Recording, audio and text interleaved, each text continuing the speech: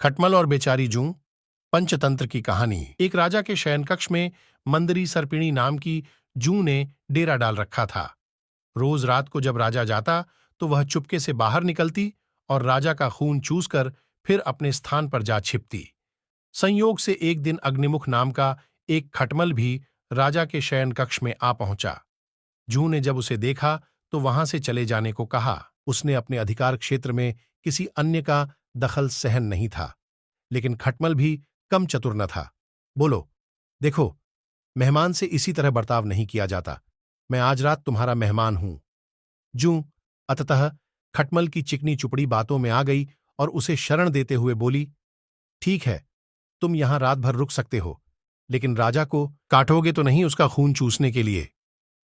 खटमल बोला, लेकिन मैं तुम्हारा मेहमान है, मुझे कुछ तो दोगी खाने के लिए, और राजा के खून से बढ़िया भोजन और क्या हो सकता है।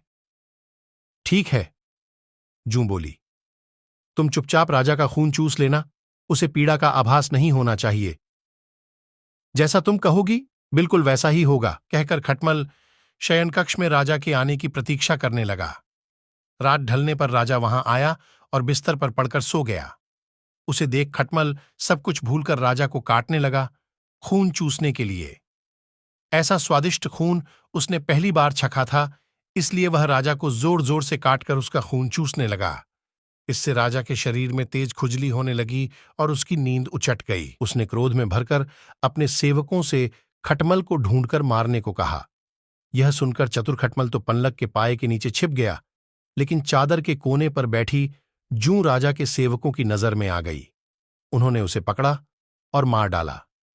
सीख: हमें अजनबियों की चिकनी चुपड़ी बातों में आकर उन पर भरोसा नहीं करना चाहिए, अपितु उनसे सावधान ही रहना चाहिए।